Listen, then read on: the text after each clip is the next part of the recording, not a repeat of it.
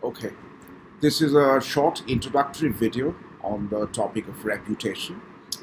In this video, I'll give you some background about this topic, and I will sort of set the stage, as it were, and I will give you a brief preview about what are the main questions that are going to come.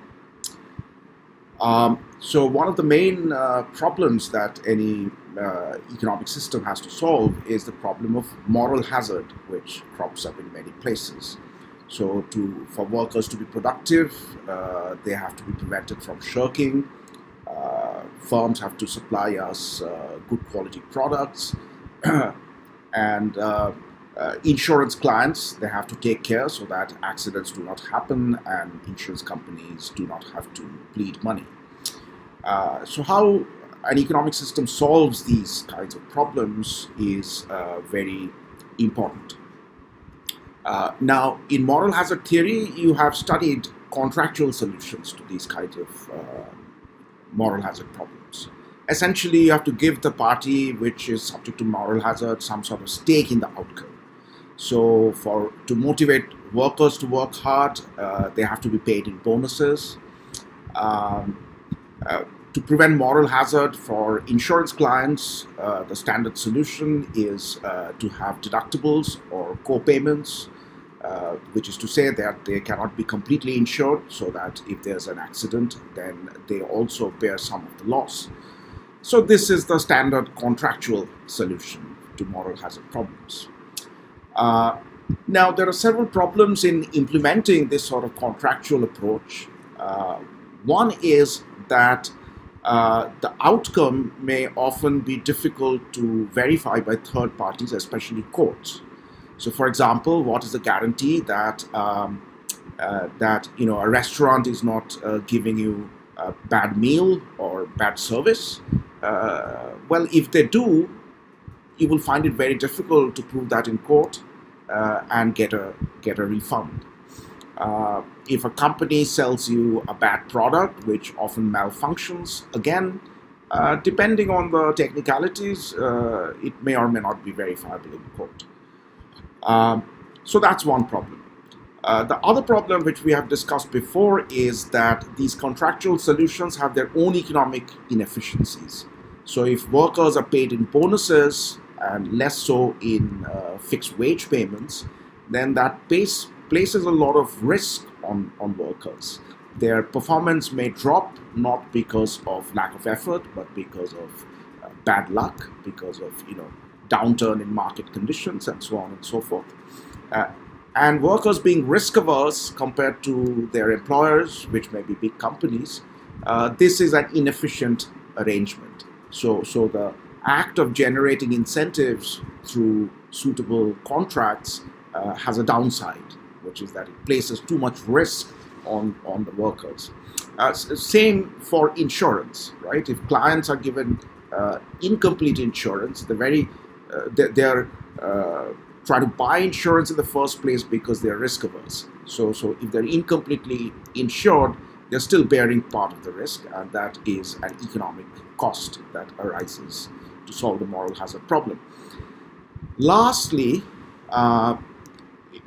there's an empirical issue that if you actually look around and look at real-world contracts, for example, employment contracts, you do see bonus payments, you do see performance pay in certain domains for upper management, maybe for salespeople and so on. But a vast majority of workers are paid in flat monthly salaries or wages, right? They do not have what is called high-powered incentives. That's not quite the feature of most employment contracts. So we have to wonder and ask why. Why is it that there is this textbook solution that give performance-based wages, but we don't see that being practiced in a very big way in most employment relationships?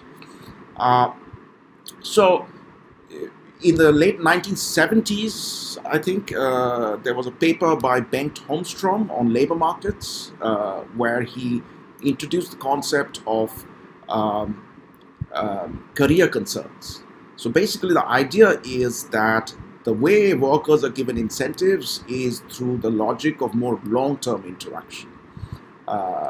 In the short term, they're on fixed salaries, and if they shirk and underperform, they will not have to pay.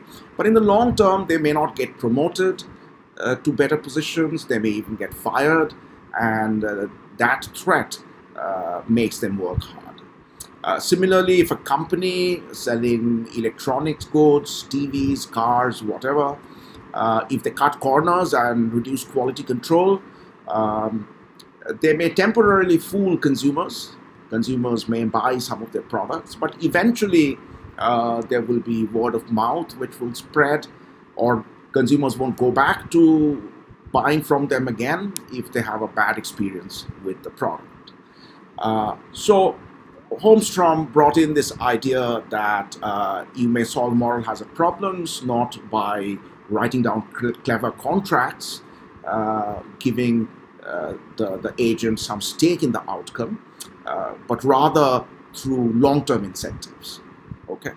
Now, there are two ways in which you can think about these long-term incentives. One is the standard repeated games logic. As you have learned in your second micro course, if two players play the prisoner's dilemma, for example, an infinite number of times, and if they're patient enough, if the discount factor is high enough, then you can create subgame perfect equilibria where they, instead of playing the one-shot dominant strategy of defection, they can play out an equilibrium where they cooperate, and the cooperation may be sustained by the dynamic threat of the other player not cooperating if I deviate in the current stage game. So things like tit-for-tat strategies or crim trigger strategies, they can sustain cooperation. So that's one sense in which the word reputation in repeated games can be used, but it would be a somewhat inaccurate and somewhat inapt use of the word, perhaps. There are, as you know, like just to sort of recap on some game theory, if you have a long finite horizon prisoner's dilemma being played between two parties, let's say 100 rounds, then there's this backward induction logic which says that no cooperation will be possible, even if the number of rounds is very large. And the reason is that in the very last stage, nobody will cooperate. They'll play the one-shot equilibrium. And so therefore, in the second last stage, nobody will cooperate either, because there's no possible threat to impose on the other player. And so cooperation sort of breaks down by unraveling from the end. Now, in 1982, there were some papers which came out in the Journal of Economic Theory which said that, well, if we tweak the model a little bit, let's say a finitely repeated prisoner's dilemma, and bring in something new, then a lot of cooperation may be possible, even if the game is played a large finite number of times. So one of the papers in that issue of the journal, called The Gang of Four Papers, it was written by 4 authors, it says that suppose there's a small probability that the player I'm playing is a tit-for-tat player. It's not a standard selfish rational agent, but somebody who's programmed to play in a tit-for-tat manner, meaning they just do what their opponent did in the last round. Okay, and then they show that if the number of rounds is large, then what will happen is that even if a player is selfish and rational, given the possibility of the other guy thinking that he may be a tit-for-tat player, players for a large number of rounds will actually pose as a tit-for-tat player, even if they're not actually a tit-for-tat player. So that's a second sense in which the word reputation is often used in repeated interaction. So let me relate that to the kind of examples that we have been talking about. If a firm, if you go and buy, let's say, a TV from Sony or Panasonic, one of the electronics companies, then if you have a bad experience, if the quality isn't good or it breaks down too often, then you might sort of be inclined to think that they do not have the expertise or the know-how or the technological knowledge to make good quality products, right? You may learn something about their ability to have a satisfactory product development for you, and so in other words, it may ruin the reputation of that player. You may learn something intrinsic about that player, which makes you somewhat reluctant to buy from them again. Similarly, if a worker has not performed well, the employer may infer that the worker's ability is not very high, or the worker's personal characteristics like hardworking nature, etc., is lacking. And so these are the senses in which the word reputation is more often used these days in this sort of literature, that through interaction, players learn something about each other, maybe each other's abilities, maybe each other's payoff functions, and that sort of transforms the nature of the interaction. So as you will see as we get into the models that we will talk about, that's the sense in which we will use the term reputation. Now, going back to the examples that I started with, reputation often increases economic efficiency. It leads to more trust in each other, leads to better exchanges, and so on and so forth. Right? Leads to more productive economic interactions. Because of a concern for reputation, workers work hard, firms supply good quality products, and so on. But I'm not going to cover papers where a reputation has a positive effect. The idea is quite intuitive enough, right? Even without game theoretic modeling, I think we have an intuitive sense that it's reputation which keeps up quality and prevents economic agents from indulging in opportunistic behavior. Instead, I'm going to, in the first part of this topic, I'm going to show you a couple of papers where reputation is actually going to have a negative effect. In other words, as economic agents try to avoid a bad reputation and try to create a good reputation, they take actions which actually turn out to be inefficient and harmful.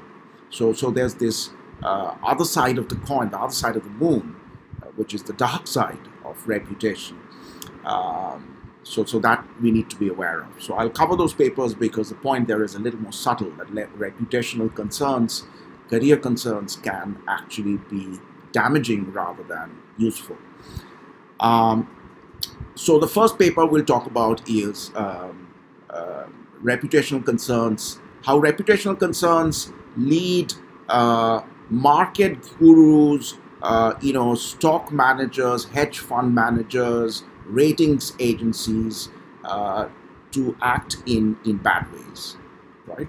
And one can sort of postulate that some of that sort of behavior could be sometimes behind things like the housing bubble and the financial crisis and so on. The second paper I will cover will involve what is sometimes called political correctness, that when people are concerned about reputation, they do not speak frankly, and if they withhold their true opinions and their true information on vital policy matters, for example, whether there should be a minimum wage law, whether we should have affirmative action, and so on and so forth. We need vigorous, these are complicated social policies, and we, in the spirit of what we were talking about in the last lecture, which is, many heads are better than one, information and opinions of many people can lead to better decisions, but then people have to frankly express those opinions, right? So in the second paper, which is the paper by Steve Morris, we will see how concern for reputation may prevent people from being frank in these discussions and deliberations, and that can lead to bad policy making. So these two papers are about individual reputation, where an individual is taking actions or is controlling her speech in order to promote a certain image. In the second part of this course, of this topic, we will look at group reputation. So there are situations where a certain group, let's say Indians who are traveling abroad, may have a certain stereotype. Others may have a certain stereotype of us as a group. So often what happens is that given the stereotype, others treat us in a certain way, and that in turn affects our own behavior, right? So there's a two-way kind of feedback loop. How we act as members of a group has an effect on the stereotypes that form about us, and the stereotype changes our incentives and make us act in a particular way or the other.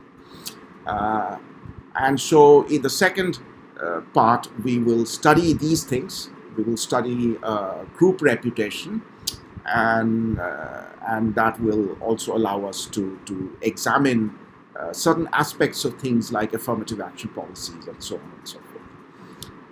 Okay, so in the next video, I will talk about the first of the individual reputation papers, which is the paper by Schafstein and Stein about the incentives for rating agencies and money managers and so on.